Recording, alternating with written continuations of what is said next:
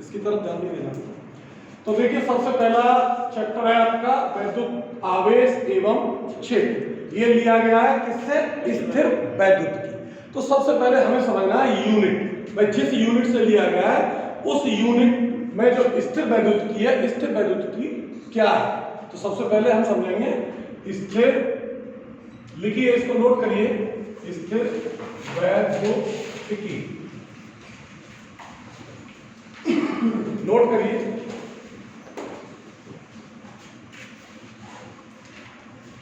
ELECT electro static.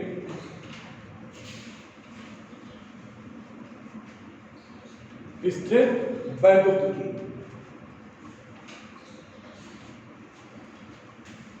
Electrostatics.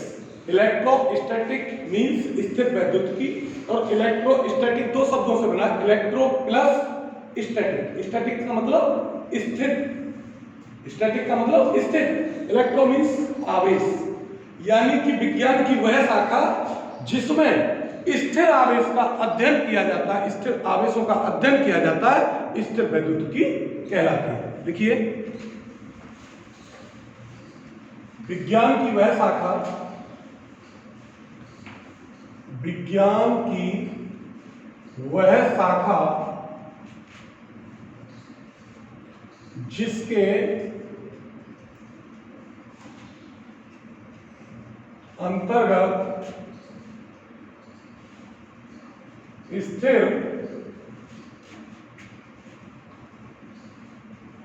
आवेश का अध्ययन किया जाता है,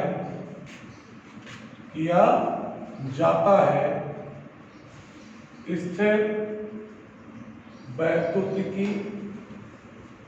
कहलाती है। स्थिर वैद्युतिकी कहलाती है। देखिए अब इसके बाद आता है आपका चैप्टर से संबंधित, भाई यूनिट हो गई स्थिर वैद्युतिकी है। स्थिर वैद्युतिकी में चैप्टर है आपका कौन सा? वैद्युत आवेश एवं क्षेत्र। तो वैद्युत आवेश, वैद्युत आवेश, इलेक्ट्रिक चार्ज।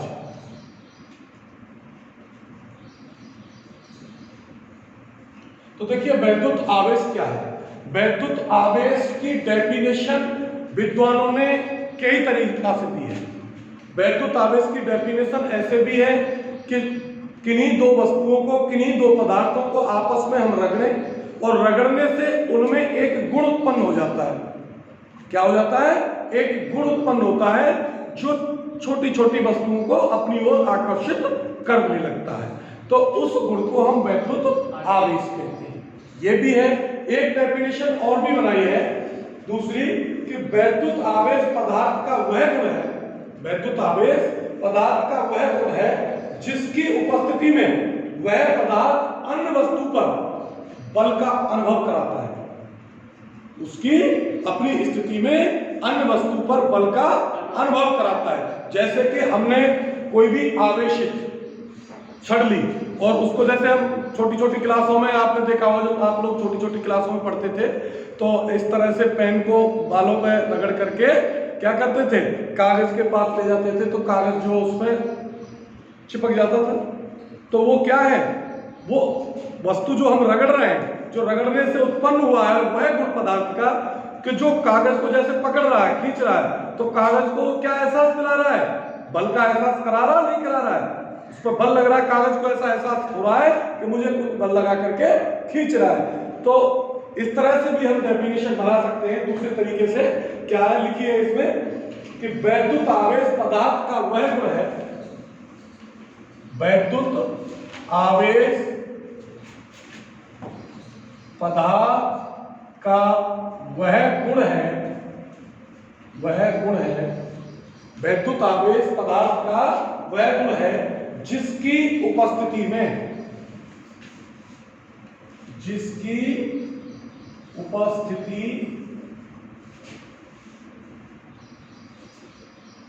में, जिसकी उपस्थिति में वह पदार्थ किसी अन्य वह पदार्थ किसी अन्य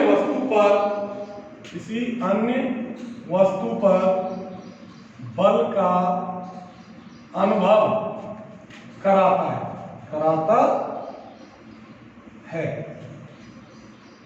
वैद्युत आवेश पदार्थ का वह गुण है जिसकी उपस्थिति में वह पदार्थ किसी अन्य वस्तु पर बल का अनुभव कराता है, वैद्युत आवेश कहलाता है। वैद्युत आवेश कहलाता है, वैद्युत आवेश कहलाता है। अब अथवा इसको लिख लीजिए, अथवा दूसरी डेफिनेशन भी लिख लीजिए दूसरे तरीके से।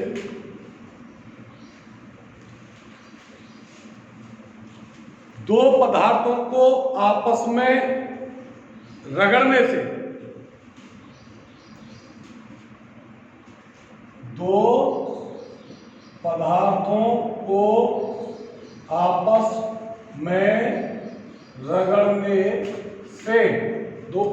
को आपस में रगड़ने से उनके बीच उत्पन्न गुण को वैद्युत आवेश कहते हैं। दो वस्तुओं या दो पदार्थों को आपस में रगड़ने से उनके बीच में उत्पन्न गुण को वैद्युत आवेश कहते हैं।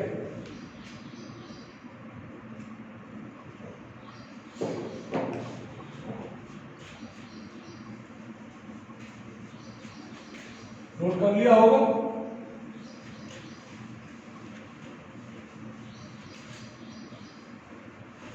अब इसके लिए एग्जाम्पल यही की वैद्युत आवेश के बारे में चल रहा है कि अब जैसे एग्जाम्पल आया आपका, हम उससे लेते हैं कांच की छड़ लेते हैं और एक आप उसकी लकड़ी से प्रयोग करेंगे।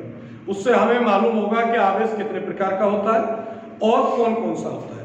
आवेश कैसे मालूम करेंगे? देखिए आवेश यहां हमने क्या लिया कि पहले हमने एक कांच की छड़ ली और कांच की छड़ को हमने रेशम के कपड़े पर, रेशम का कोई कपड़ा लिया और कांच की छड़ को उस पर रगड़ा। तो भाई जबकि रेशम पर भी कोई आवेश नहीं था और कांच की छड़ पर भी कोई आवेश नहीं था। ये कांच की छड़ है और ये इस तरह से हमारा रेशम है, ये है रेशम का कपड़ा और ये कांच की छड़। तो कांच की छड़ और रेशम का कपड़ा, अब इन दोनों को हम आपस में रगड़ेंगे। तो इस पर ये क्या था, कोई आवेश नहीं था दोनों पर। अब जब रगड़ा हमने तो दोनों पर आवेश उत्पन्न होता है, दोनों के बीच में आवेश उत्पन्न हो गया। अब आवेश उत्पन्न हो गया तो फिर उसमें क्या करेंगे? तो हमने देखा कि जब इसको रगड़ते हैं तो जैसे इसको रगड़ा तो जो ऋणात्मक इलेक्ट्रॉन है वो तो इस पर चले जाते हैं, इलेक्ट्रॉन इससे निकल करके, तो ये तो हो जाता है ऋणावेश, ये तो हो जाता है ऋणावेश रेशम का कपड़ा। और ये कांच की जो छड़ है ये हो जाती है धनावेश, यानी कि इस पर पॉजिटिव आवेश हो जाता है और इस पर नेगेटिव आवेश हो जाता है रेशम पर, और कांच की छड़ पर धन आवेश यानी पॉजिटिव आवेश। तो अब इनके बीच में हमने रगड़ करके फिर क्या किया, कांच की छड़ को इस तरह से हमने लटका दिया, कांच की छड़ को धागे से बांध करके रेशम पर रगड़ा और लटका दिया। फिर दूसरी हमने कांच की छड़ ली, फिर हमने रेशम पर रगड़ा और फिर उसको इसके पास में जैसे ही हम ले जाते हैं तो क्या होता है कि ये जो पहली जो छड़ है वो दूर जाने लगती है। तो दूर जाने लगती है तो इससे मतलब हमें एक निष्कर्ष निकल के आ जाता है, क्योंकि आवेश जो है कांच की छड़ पर पॉजिटिव ही हो रहा है तो इस दूसरी कांच की छड़ पर भी पॉजिटिव ही होगा, तो एक जैसा आवेश है। तो एक निष्कर्ष तो इससे ये निकल जाता है यहीं पे कि सजातीय आवेशों के बीच में प्रतिकर्षण बल कार्य करता है, यानी कि आवेश एक जैसे हो तो वहां पर हमारा प्रतिकर्षण बल कार्य करता है। फिर हम दूसरा एग्जाम्पल लेते हैं इसी तरह से। दूसरा एग्जाम्पल लिया हमने क्या दूसरा एग्जाम्पल लिया आमूस की लकड़ी, और देखा एक कि आमूस की लकड़ी ली और आमूस की लकड़ी को बिल्ली की खाल पर रगड़ा, किस पर? बिल्ली की खाल पर। और उसको रगड़ने के बाद जब हम आमूस की लकड़ी, ये हमारी आमूस की छड़ है, आमूस की छड़, और यहां ये कोई बिल्ली की खाल, बिल्ली की खाल, तो इस पर हमने इसको रगड़ा। तो जब आमूस की लकड़ी को बिल्ली की खाल पर रगड़ते हैं तो आमूस की लकड़ी क्या है? छड़। आमूस की छड़ जो है वो क्या है? ये तो हो जाती है नेगेटिव, क्योंकि धनात्मक इस पर चला जाता है बिल्ली की खाल पर, तो ये हो जाती है पॉजिटिव। आमूस की जो लकड़ी की छड़ है वो नेगेटिव हो जाएगी और बिल्ली की खाल पॉजिटिव हो जाएगी, क्योंकि ये पदार्थ के उस पर निर्भर करता है आवेश, किस पर नेगेटिव होना है, किस पर पॉजिटिव होना, पदार्थ पर डिपेंड करता है। तो आमूस की लकड़ी जो है यहाँ क्या हो जाती है? नेगेटिव, ऋणात्मक, और ये धनात्मक। अब जब रगड़ के हमने क्या किया कि ऐसे ही उस लकड़ी को हमने लटका दिया, छड़, आमूस की छड़ को हमने इस तरह से लटका दिया। फिर दूसरी हमने छड़ ली आमूस की लकड़ी की, उसको फिर बिल्ली की खाल पर रगड़ा, इस तरह से रगड़ने के बाद फिर उसको जो लटकी हुई है उसके पास जैसे ले जाते हैं तो वो दूर जाने लगता है। तो दोनों छड़ों पर नेगेटिव नेगेटिव आवेश था, समान था, एक जैसा, एक जैसी प्रकृति थी। तो इससे स्पष्ट हो गया कि सजातीय आवेशों के बीच में कैसा बल लगता है? प्रतिकर्ष, क्योंकि वो दूर भागते हैं। फिर हमने क्या किया कि एक तो कांच की छड़ ली और एक आमूस की लकड़ी की छड़, दोनों को पास पास ले जाते हैं तो दोनों आपस में चिपक जाते हैं। हम पहले से ही कर चुके हैं कि कांच की छड़ पर पॉजिटिव था और आमूस की लकड़ी पर नेगेटिव था। तो नेगेटिव और पॉजिटिव दोनों जो है क्या होता है? आकर्षित होता है। तो इससे स्पष्ट होता है कि जो है विजातीय यानी विपरीत प्रकार के आवेशों के बीच में आकर्षण बल कार्य करता है। इससे जो है ये निकल करके आता है।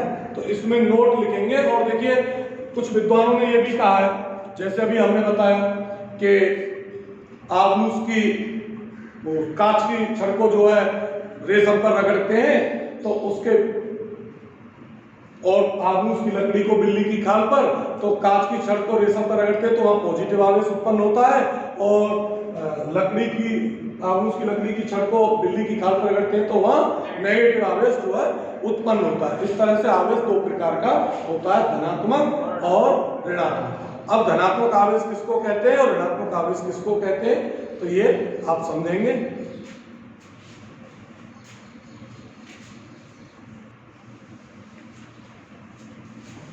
तो देखिए अभी एग्जाम्पलों से अभी जो समझाए थे उससे निकल के आए कि आवेश दो प्रकार का होता है, धनात्मक और ऋणात्मक। अब आप समझेंगे कि धनात्मक आवेश किसको कहते हैं, तो नोट कर लीजिए धनात्मक आवेश।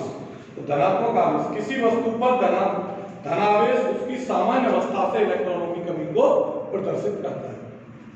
धनात्मक आवेश में लिखिए आप, किसी वस्तु पर धनावेश, किसी वस्तु पर धनावेश, किसी वस्तु पर धनावेश उसकी सामान्य अवस्था से, उसकी सामान्य अवस्था से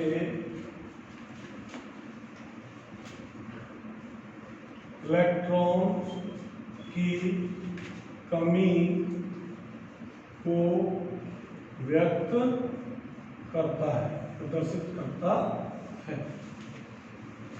किसी वस्तु पर धनावेश जो है उस वस्तु पर सामान्य अवस्था से इलेक्ट्रॉनों की कमी को प्रदर्शित करता है। यानी कि धनावेश किसे कहते हैं, जिस वस्तु पर इलेक्ट्रॉनों की कमी प्रदर्शित हो रही हो तो उसको धनावेश, और जिस वस्तु पर इलेक्ट्रॉनों की क्या अधिकता प्रदर्शित हो रही हो वहां पे हम उसको ऋणावेश कहते हैं। तो यहाँ देखिए कैसे इसको धनावेश को समझिए, पहले धनावेश को समझिए फिर बाद में हम ऋणावेश कहते हैं। कि जैसे ये कोई वस्तु है, ये ठीक है, इस पर हम 3 पॉजिटिव ये प्रैक्टिकली कर रहे हैं, ऐसा जरूरी नहीं है कि 3 आवेश ही होते हैं, धनात्मक 3 ऋणात्मक, ये तो ले रहे हैं। और 3 यहाँ पर नेगेटिव आवेश, इस वस्तु पर जो है 3 पॉजिटिव है और 3 नेगेटिव। अब हम इस नेगेटिव आवेश को यहाँ से खत्म कर देते, ले जाते हैं इस ऋण आवेश को, यहाँ से हमने हटा दिया, ले गए हम किसी अलग कर दिया हमने। तो जब इसको भाई सामान्य अवस्था क्या है वस्तु की, ये अब जो फिलहाल की स्थिति है सामान्य अवस्था। अब यहां से हमने एक ऋण आवेश ले लिया, निकाल लिया, एक इलेक्ट्रॉन निकाल दिया ऋण आवेश के रूप में। तो ये क्या है, इस ऋण से ये धन हो गया कैंसिल, इससे ये, तो यहाँ वस्तु पर जो बचेगा वो कैसा बचेगा, केवल और केवल धन आवेश। तो जब धन आवेश वस्तु पर बच रहा है तो यहाँ किसकी कमी हो रही है, ऋण आवेश की कमी हो रही है, यानी कि इलेक्ट्रॉनों की कमी हो रही है कि नहीं हो रही है। तो वह धनावेश किसी सामान्य जो कोई भी वस्तु है उसकी जो सामान्य अवस्था है, सामान्य अवस्था क्या है ये, तो इस सामान्य अवस्था से इलेक्ट्रॉनों की कमी को प्रदर्शित करे तो वो तो कहते हैं धनावेश, और इलेक्ट्रॉनों की अधिकता प्रदर्शित करे उसको कहते हैं ऋणावेश। अब लिखिए ऋणावेश। दूसरा होता है ऋणात्मक आवेश।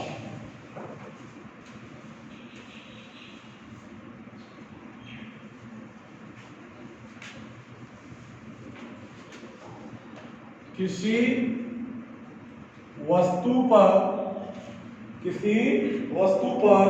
ऋणावेश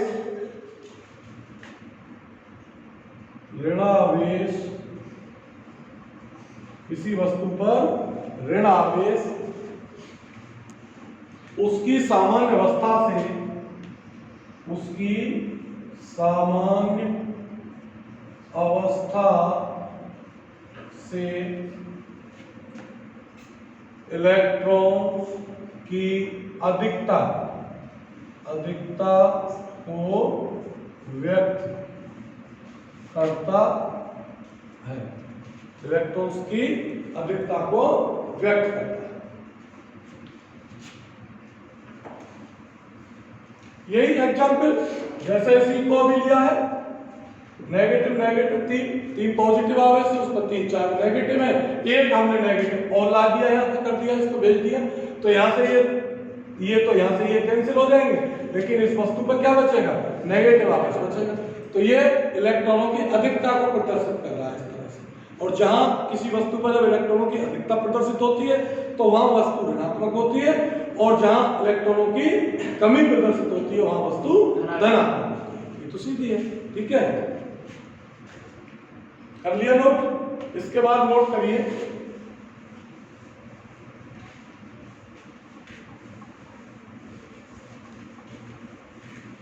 लिखिए, नोट में लिख लीजिए,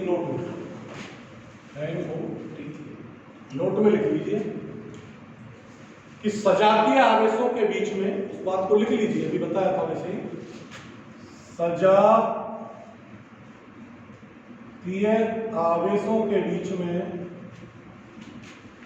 बीच प्रतिकर्षण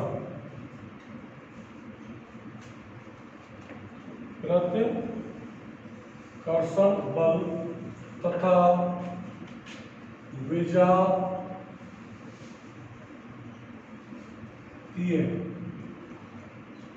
बड़ी की आती है छोटी की, विजातीय के बीच कैसा बल लगता है, आकर्षण। कौन सी आती है,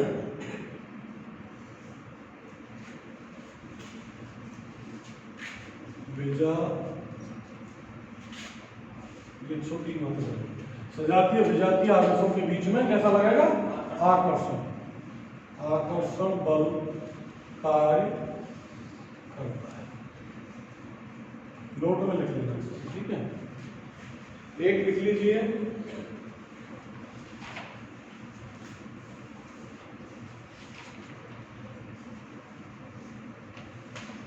वैद्युत आवेश की इकाई, वैद्युत आवेश की एसआई इकाई, एसआई जो प्रणाली होती है उसमें इकाई कूलोम कूलोम होती है। अगला लिख लीजिए, वैद्युत आवेश अदिश राशि होता है। अगला लिख लीजिए, वैद्युत आवेश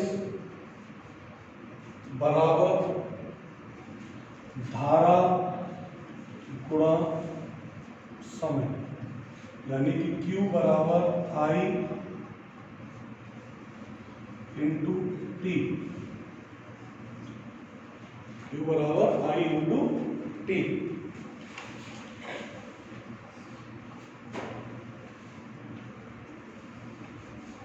लिख लिया? अब लिख लिए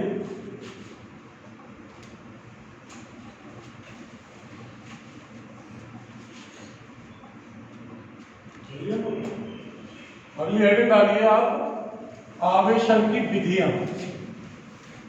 आवेशन की विधियां, आवेशन की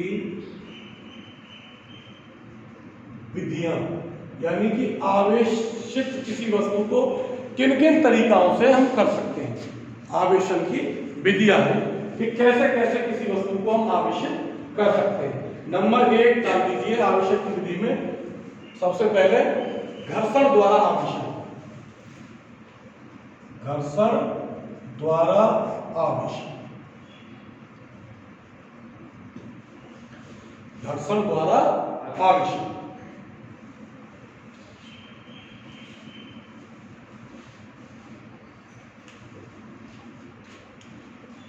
इसमें लिखिए घर्षण द्वारा आवेशन क्या है, पहले लिख लीजिए फिर बाद में समझ लेना। इस विधि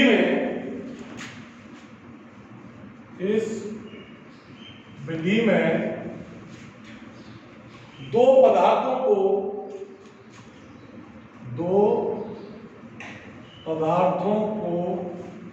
आपस में रगड़कर दूर दूर ले जाते हैं। दो पदार्थ लेंगे, उनको आपस में रगड़ेंगे, उनको रगड़ने के बाद दूर दूर रख देते हैं, ले जाते हैं। जिससे दोनों पदार्थों पर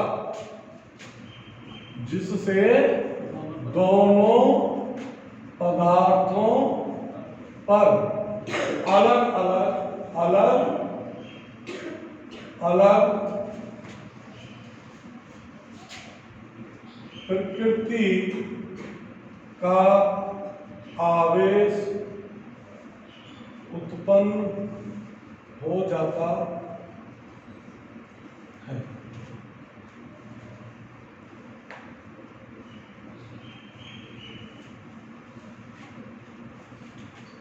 इस विधि में दो पदार्थों को आपस में रगड़कर दूर दूर ले जाते हैं, जिससे कि दोनों पदार्थों पर अलग अलग प्रकृति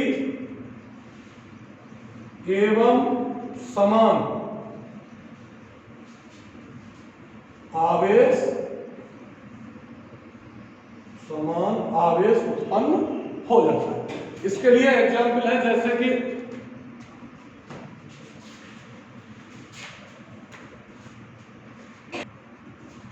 तो इस विधि में दो पदार्थों को आपस में रगड़ करके उनको दूर दूर रख देते हैं, तो दोनों वस्तुओं पर, दोनों पदार्थों पर आवेश उत्पन्न हो जाता है। जैसे कि एग्जाम्पल के लिए हम लेते हैं कि कांच की छल्ली हमने अभी हम पहले बता चुके हैं, और ये हमने कोई भी रेशम का कपड़ा ले लिया, तो हमने इसको घर्षित किया, घर्षण द्वारा है तो इसको हमने घर्षण किया। घर्षण का मतलब इसको हमने आपस में दोनों को रगड़ा। जब कांच की इस छड़ को इस पर रगड़ेंगे तो क्या होता है कि ये नेगेटिव हो जाता है रेशम का कपड़ा, कांच की छड़ पॉजिटिव हो जाती है छड़।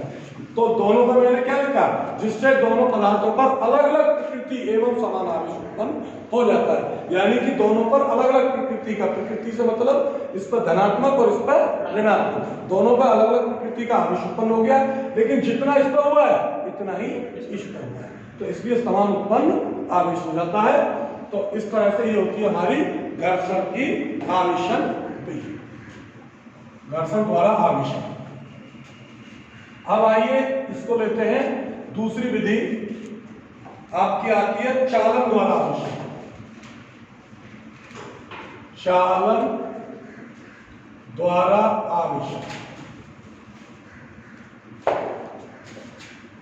अब चालन द्वारा आवेशन,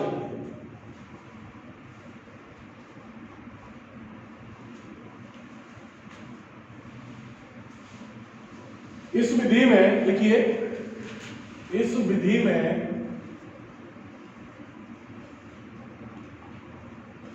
में आवेशित वस्तु को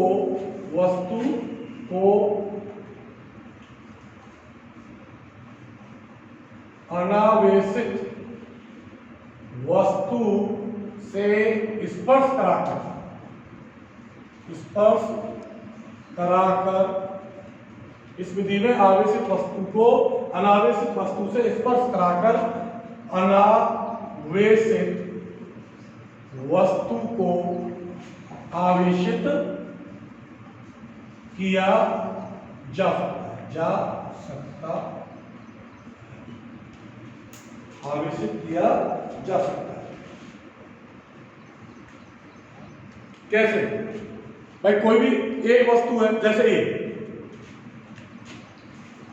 कोई भी ये मेरा जो ये मार्कर है, मार्कर का कैप हमने आवेशित कर दिया, ये आवेशित है, इस पर आवेश है और इस पर आवेश नहीं है। मार्कर पर कैप पर आवेश है, मार्कर पर आवेश नहीं है, तो हमने इसमें चालन विधि का मतलब है कि स्पर्श कराकर इसको इस तरह से इसमें लगाया, जैसे इस पे स्पर्श होगा तो ये हम फिर इसको बेशक अलग अलग कर ले, लेकिन हमारा मार्कर भी आवेशित हो जाएगा। तो इस विधि में हम इस तरह से आवेशित करते हैं। जो कोई दूसरी वस्तु है जिस पर आवेश नहीं है और एक वस्तु पर आवेश है, तो उसको हम स्पर्श करा देंगे जैसे ही, तो दूसरी वस्तु भी हमारी आवेशित हो जाती है। ये विधि इतनी इंपॉर्टेंट आपकी नहीं है, इस विधि से ज्यादातर क्वेश्चन बोर्ड में नहीं पूछे जाते हैं, लेकिन फिर भी समझने के लिए जरूरी है। अब इससे आपकी अगली आती है तीसरी विधि, प्रेरण द्वारा आवेशन। प्रेरण द्वारा आवेशन किस तरह से करते हैं?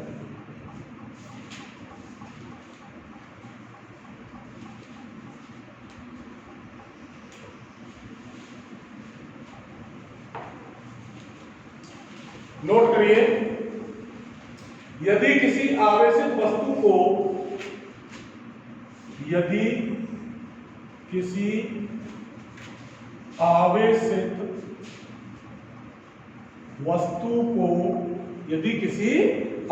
वस्तु को किसी अन्य अनावेशित वस्तु के किसी अन्य अनावेशित वस्तु के समीप ले जाकर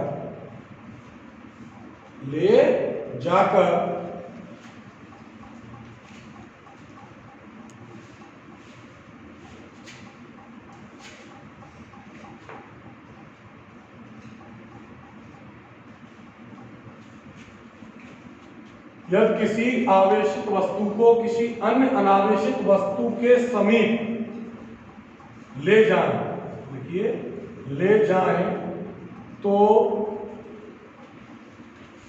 अनावेशित वस्तु की पास वाली सतह पर विपरीत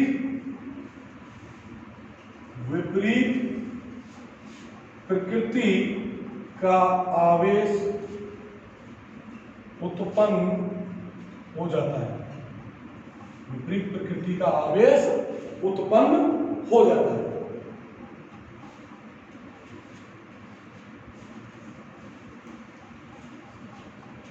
तथा दूर वाली सतह पर समान प्रकृति का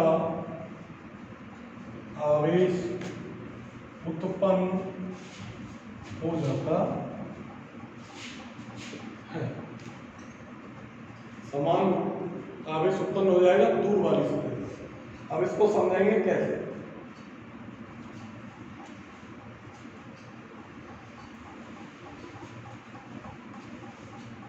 इस घटना को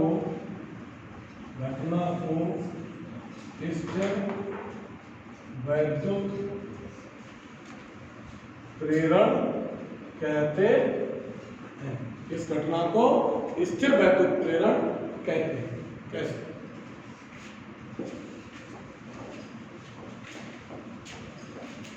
भाई तीसरी विधि है ये हमने बताई आपको प्रेरण द्वारा आवेशन, यानी कि पहला बताया कौन सी, घर्षण द्वारा, दूसरा बताया चालन द्वारा, घर्षण द्वारा रगड़ करके, चालन द्वारा केवल स्पर्श करा करके, और तीसरी है प्रेरण द्वारा आवेशन। प्रेरण द्वारा का मतलब है उसको ना तो हमें रगड़ना है ना उसको स्पर्श कराना है और अनावेशित वस्तु को आवेशित करना है। तो किस तरह से करते हैं इसमें क्या है कि कोई ये अनावेशित वस्तु हमने ली कोई भी, और इसके पास हम एक क्षण लेंगे आवेशित, यानी कि दूसरी वस्तु हम आवेशित लेंगे। ये हमारी कौन सी वस्तु है, आवेशित वस्तु, और ये है अनावेशित। ठीक है, तो इस पर किसी प्रकार का कोई आवेश नहीं है और इस पर हमारा आवेश है। तो इस पर अगर क्षण पर हमारा पॉजिटिव आवेश है धनात्मक, तो धनात्मक आवेश है, जैसे ही इसके पास हम ले जाएंगे तो ये जो वस्तु है आवेशित हो जाएगी। किस तरह से आवेशित होती है कि जो इस वस्तु को ले जा रहे हैं इसके पास, इस वस्तु को जिसको हम आवेशित को ले जा रहे हैं, इसके जो पास वाली सतह है वस्तु की अनावेशित की, पास वाली सतह कौन सी है, इधर वाली, तो उस पर तो विपरीत प्रकार का आवेश उत्पन्न हो जाएगा। इस पर धन है तो यहाँ पर हो जाएगा ऋण आवेश उत्पन्न हो जाएगा। कैसा हो जाएगा, ऋण आवेश। और जो दूर वाली सतह है दूसरी ये, तो इस पर हो जाएगा धनात्मक आवेश। कैसा हो जाएगा, धनात्मक। लेकिन ये जरूरी नहीं है जितना आवेश इस पर है उतना ही आवेश धनात्मक इस पर उत्पन्न हो। ये आवेश हमारा मान के चलिए Q है और ये आवेश हमारा Q डैश है, तो Q बराबर नहीं होता है हमेशा Q डैश। ये ध्यान रखना है। ये जो आवेश उत्पन्न हो रहा है पॉजिटिव, इसके कारण ये इस आवेश के बराबर नहीं होता है। समझ में आ रही बात, नहीं आ रही?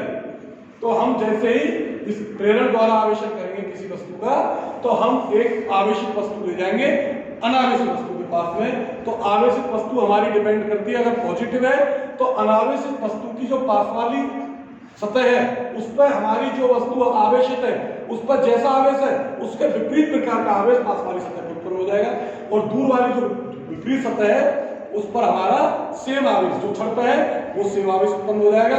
लेकिन जो भी आवेश उत्पन्न होगा वो हमारी क्षण के आवेश के बराबर नहीं होगा। यह प्रेरण द्वारा इस तरह से आवेशन किया जाता है किसी वस्तु को। अब आगे समझ में आई बात, बना सकते हैं इसको।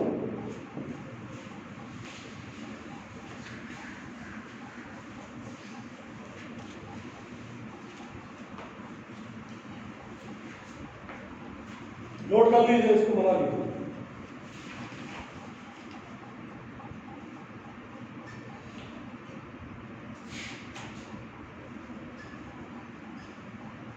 अभी जैसे एग्जाम्पल आता है, एक क्वेश्चन आ गया कोई भी, कैसे क्वेश्चन कि एक गोले को प्रेरण द्वारा आवेशित कैसे करोगे। एक गोले को प्रेरण द्वारा आवेशित करना, हमें धनात्मक करना, कैसे करना, गोला पॉजिटिव आना चाहिए और कैसे करना, तो उसको कैसे करेंगे। कोई भी क्वेश्चन आ गया, किसी ने पूछ लिया कि भाई कोई एक गोला है उसको धनावेशित करना है तो कैसे करेंगे, प्रेरण द्वारा। तो हमने यहाँ क्या किया, ये गोला लिया, ठीक है। जब इसको हमें पॉजिटिव करना है तो हमें आवेशित कैसी क्षण ले जानी पड़ेगी पास में, ऋणात्मक। तो हम इसके पास में एक क्षण लेंगे प्रेरण के द्वारा, कैसी, नेगेटिव। ये नेगेटिव क्षण हम इसको आवेशित क्षण है, इसको इसके पास में ले जाएंगे। जैसे ही पास में ले जाएंगे क्या होगा, इसको हम तीन स्टेपों में करते हैं। पहला स्टेप इसके पास लेंगे, तो स्टेप पे पहले में क्या हुआ कि यहाँ धन आवेश उत्पन्न हो जाए गोले की इस सतह पर, क्योंकि ये क्षण के पास वाली सतह है और पास वाली सतह पर हमेशा विपरीत प्रकृति का आवेश उत्पन्न होता है। और दूर वाली सतह पर इस पर क्या हो जाएगा, नेगेटिव आवेश उत्पन्न हो जाएगा। गोले हो गया।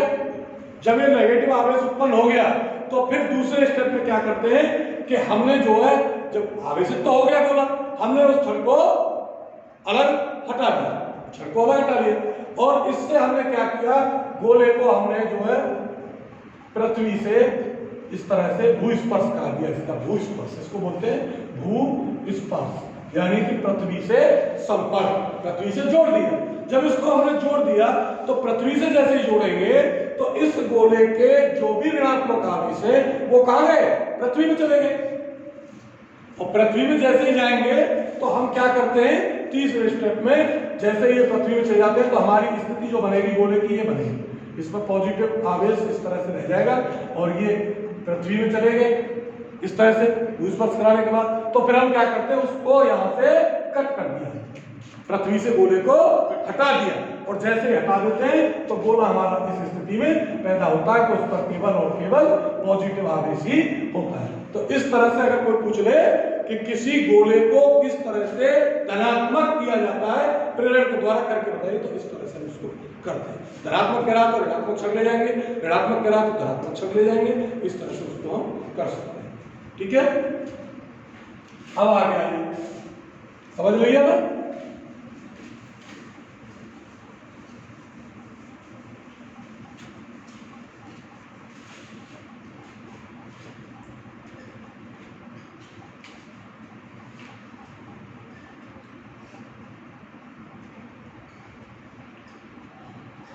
अब लिख लीजिए विद्युत आवेश के मूलभूत गुण। विद्युत आवेश के मूलभूत गुण, विद्युत आवेश के मूलभूत गुण। सबसे पहला लिखिए आवेशों की योज्यता। आवेशों की योज्यता, आवेशों की योज्यता।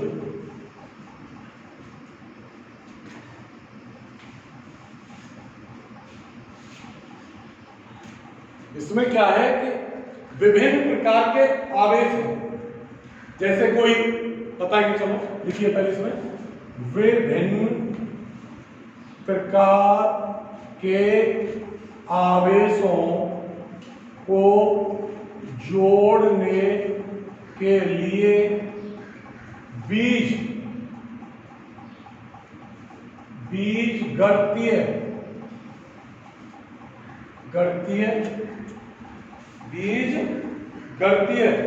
योग किया जाता है, योग किया जाता है।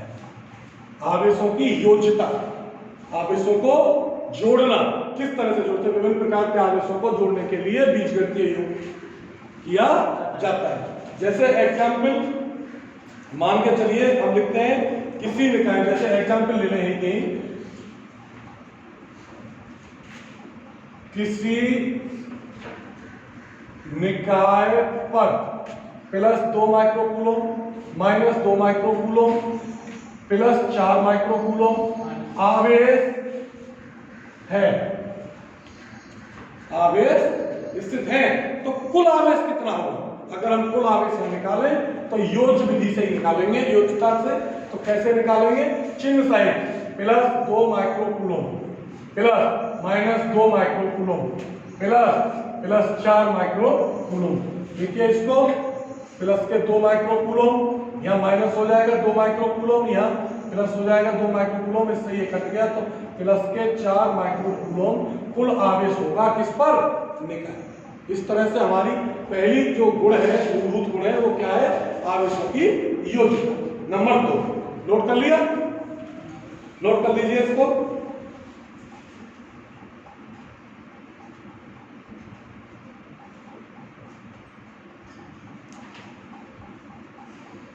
नोट कर लीजिए।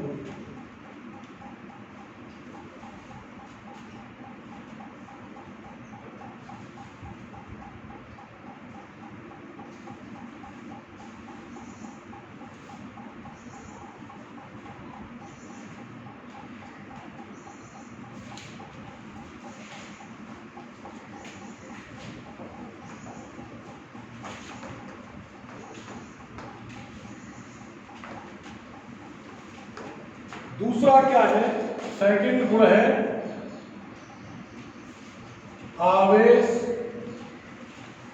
संरक्षण नियम भी कहते हैं इसको, आवेशों का संरक्षण। दूसरा जो गुण होगा आवेशों का संरक्षण। इसमें क्या था, ऊर्जा संरक्षण पर ही आधारित है। ये भी जो ऊर्जा संरक्षण का सिद्धांत है वही आवेश संरक्षण का सिद्धांत या नियम है। क्या कि इस आवेश को ना तो नष्ट किया जा सकता है और ना ही उत्पन्न किया जा सकता है। इसे केवल एक वस्तु से दूसरी वस्तु पर स्थानांतरित किया जा सकता है। यही आवेश संरक्षण का नियम है। अब आप समझेंगे कि आवेश संरक्षण को के नियम में ना तो आवेश को हमने कह दिया नष्ट किया जा सकता, ना ही उत्पन्न किया जा सकता, इसे केवल एक वस्तु से दूसरी वस्तु में स्थानांतरित किया जा सकता, भेजा जा सकता। इस पर एग्जाम्पल ले सकते हैं क्या, वही एग्जाम्पल आपका कांच की छड़ वाला ले सकते हैं। जैसे यहाँ कोई रेशम का ये कपड़ा लिया और ये हमने कांच की छड़ ली, तो हम जैसे इसको आपस में रगड़ते हैं भाई, जब इस पर ना तो कोई किसी प्रकार का आवेश था ना इस पर है, तो जैसे आपस में रगड़ते हैं तो इस पर क्या है कि ये नेगेटिव हो जाती है और ये पॉजिटिव हो जाती है। तो दोनों पर जो है आवेश जो है इस पर ऋणात्मक और ये धनात्मक रगड़ने से, ठीक है। तो इसको ना तो खत्म कर सकते हैं, जैसे अगर हम इसको खत्म करना चाहें तो ना खत्म कर सकते हैं और ना इसको जैसा है ऐसे रहेंगे, ठीक है। इस तरह से हम इस एग्जाम्पल के द्वारा इसको समझ सकते हैं। तो ये हमारा दूसरा पॉइंट है आवेश संरक्षण का नियम। तीसरा पॉइंट,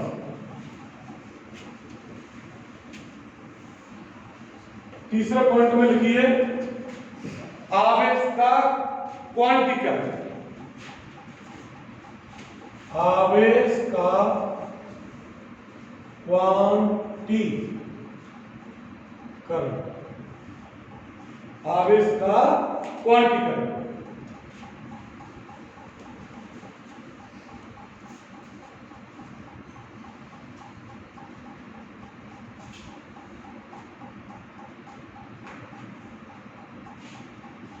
इसमें लिखिए आवेश के क्वांटीकरण किसे कहते हैं। इसमें लिखिए किसी अनावेशित वस्तु पर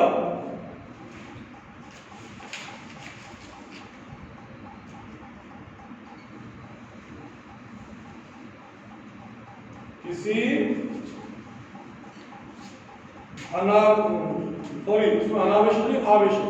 किसी आवेशित वस्तु पर, किसी आवेशित वस्तु पर आवेश एक न्यूनतम आवेश वस्तु पर आवेश एक न्यूनतम आवेश E का पूर्ण गुणज होता है। E का पूर्ण गुणज होता है।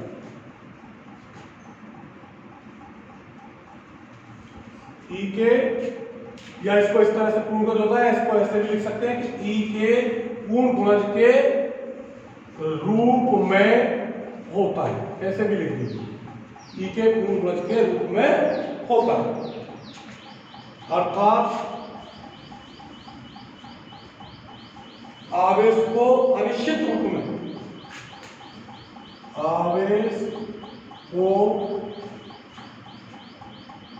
अनिश्चित रूप में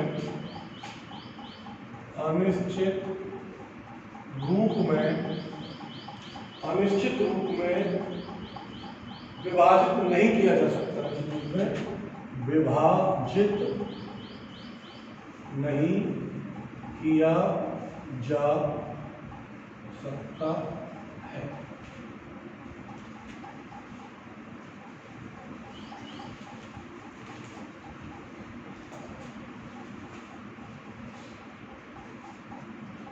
किसी वस्तु पर आवेश Q बराबर प्लस माइनस एन ई।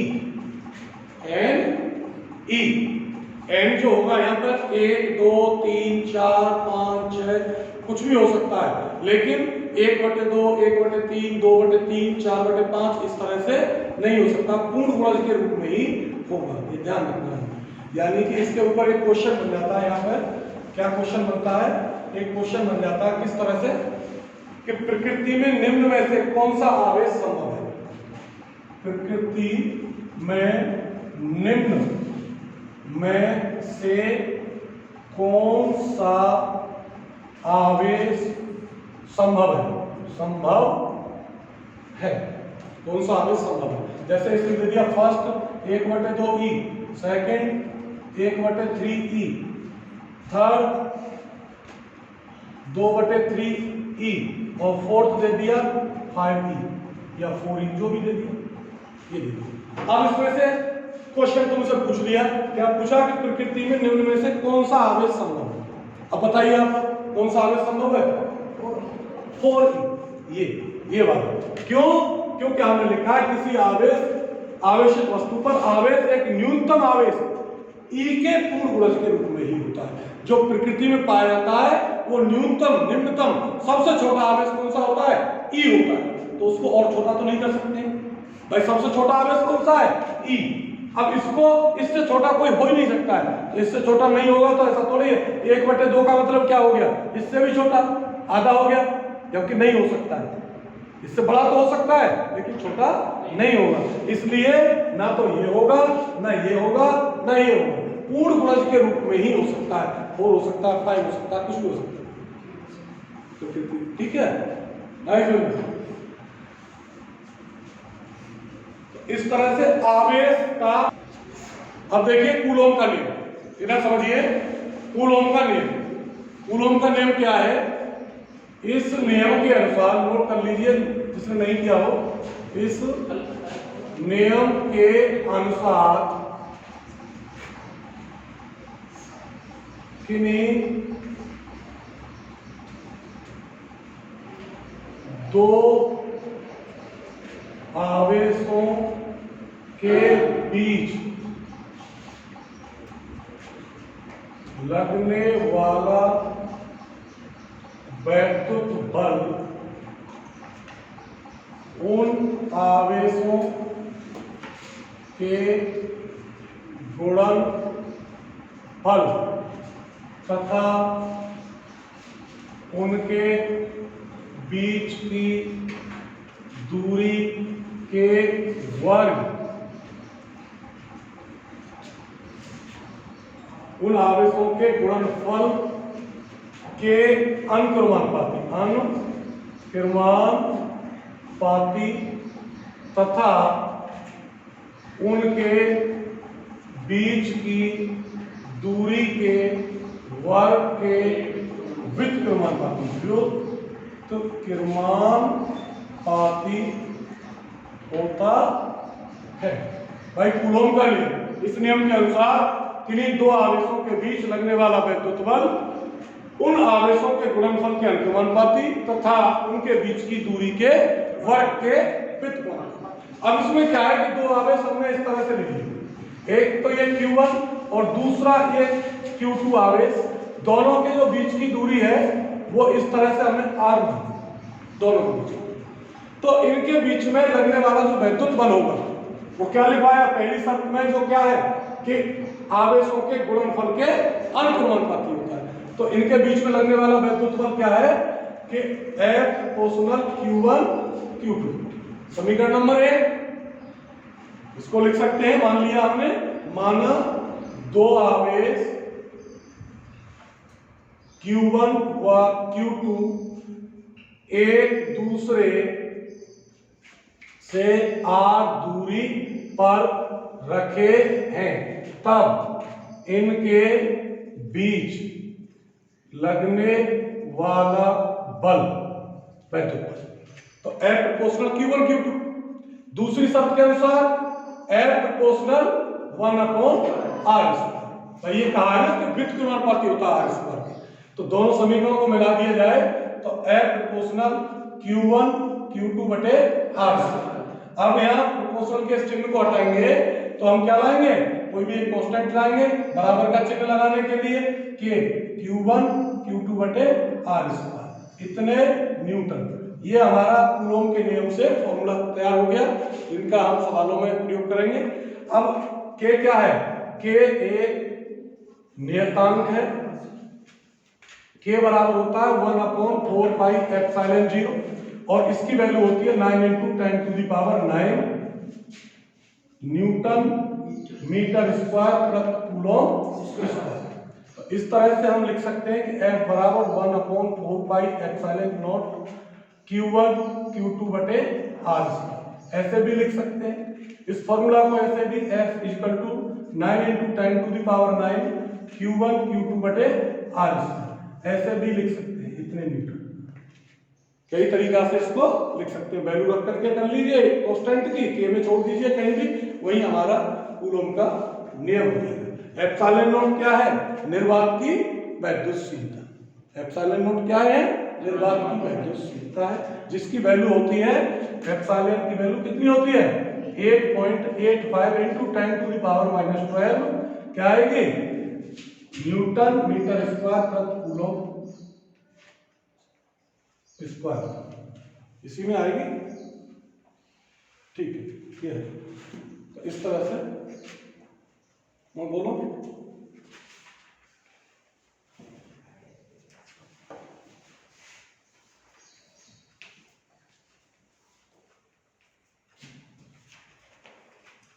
ठीक है, नोट कर लीजिए इसको, जिसने नहीं किया है, और जिसने कर लिया कोई बात नहीं।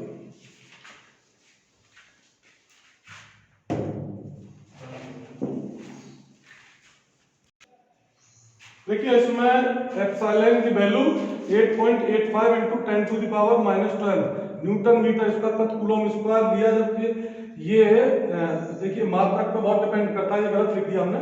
इसको यहाँ से निकालेंगे, जैसे वैल्यू निकालेंगे तो r² यहाँ चला जाएगा, 1/4πε0 से यहाँ से निकालेंगे 1/4πε0 = Fr² बटे Q1 Q2। तो यहाँ से तो एप्सिलॉन नॉट को ऊपर ले जाएंगे तो ये आ जाएगा हमारा Q1 Q2 बटे 4πFr²। तो मात्रक जो बनेगा वो बनेगा कूलॉम स्क्वायर प्रति न्यूटन मीटर स्क्वायर। ये मात्रक बनेगा यहाँ पे, coulomb square newton metre square. Note करें,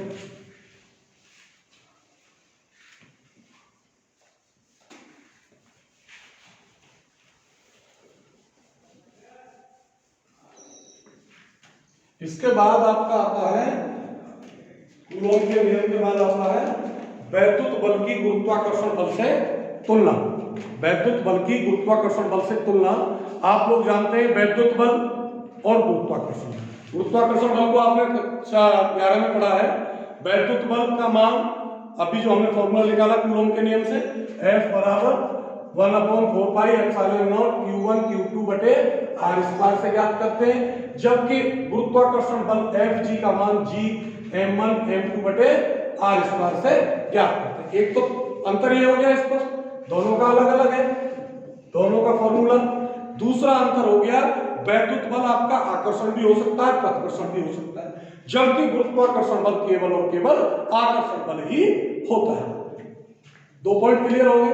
तीसरा पॉइंट कौन सा आएगा, वैद्युत बल गुरुत्वाकर्षण बल से अधिक प्रबल होते हैं, अधिक शक्तिशाली होते हैं। 3 पॉइंट हो गए इस तरह से। और अब आता है आपका वैद्युत क्षेत्र के बारे में देखते हैं। तो वैद्युत क्षेत्र, तो देखिए वैद्युत क्षेत्र में लिखिए, जिसे नोट नहीं किया वो नोट कर ले। किसी आवेश के चारों ओर का वह क्षेत्र जिसमें कोई अन्य आवेश प्रवेश करने पर किसी आवेश के चारों ओर का वह क्षेत्र जिसमें कोई अन्य आवेश प्रवेश करने पर किसी भी प्रकार के बल का अनुभव करने लगता है। कैसे? ये कोई आवेश है यहाँ रखा हुआ है। अब यहाँ जो आवेश रखा हुआ है इसके चारों ओर का हमने कोई क्षेत्र लिया, कोई अन्य आवेश दूसरा आवेश यहाँ से इसमें क्षेत्र में प्रवेश कर रहा है, तो ये इस आवेश को बल का अनुभव होने लगेगा, प्रतिकर्षण का या आकर्षण का, वैद्युत का। अब वो डिपेंड करेगा, पॉजिटिव है हमारा ये और ये है नेगेटिव, तो इस आवेश को होगा कैसे बल का अनुभव? आकर्षण बल का अनुभव। इसको ऐसा लगेगा ये खींच रहा है मुझे जो वैद्युत क्षेत्र में रखा है, और अगर ये भी पॉजिटिव है तो ऐसे लगेगा ये मुझ में धक्का मार रहा है। यानी कि दोनों आवेश एक जैसे हैं और दोनों एक जैसे होते हैं प्रकृति के, तो उनके बीच में कैसा बल कार्य करता है? प्रतिकर्षण। तो इस तरह से वैद्युत क्षेत्र जो है बल का अनुभव करने लगता है, तो वह क्षेत्र क्या कहलाता है? वैद्युत क्षेत्र कहलाता है। ठीक है, इस तरह से जो है इसको करेंगे।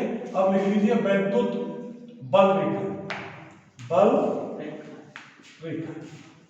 वैद्युत बल रेखा।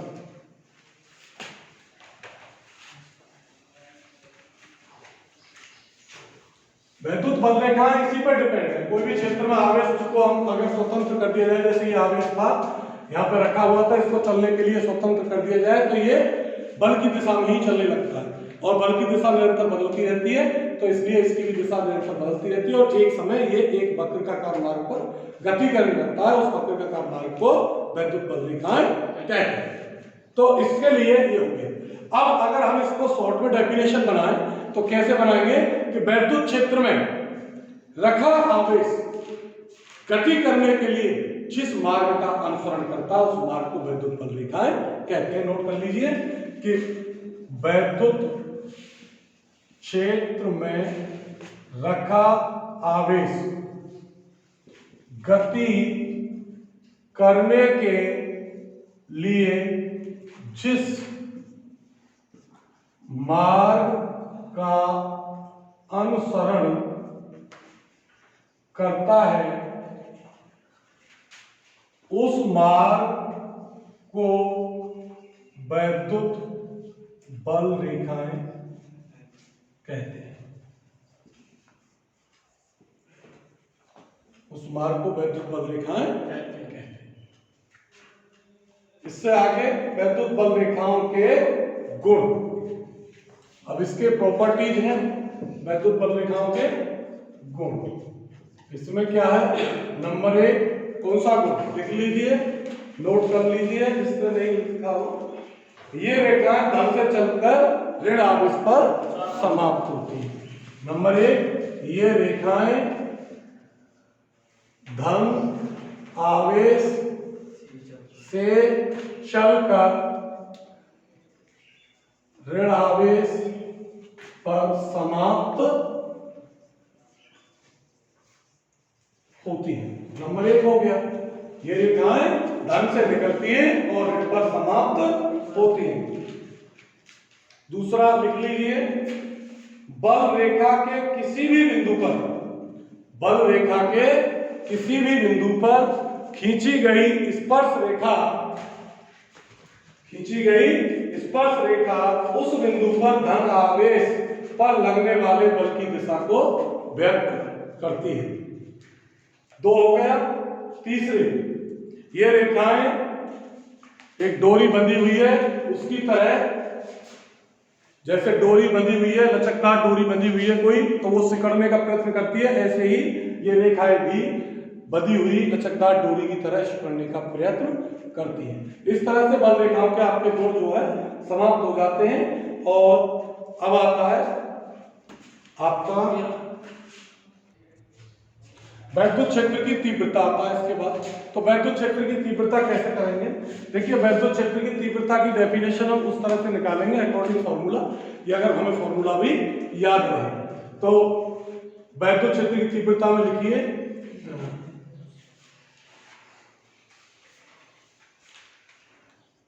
वैद्युत क्षेत्र में रखे आवेश पर लगने वाले बल तथा आवेश के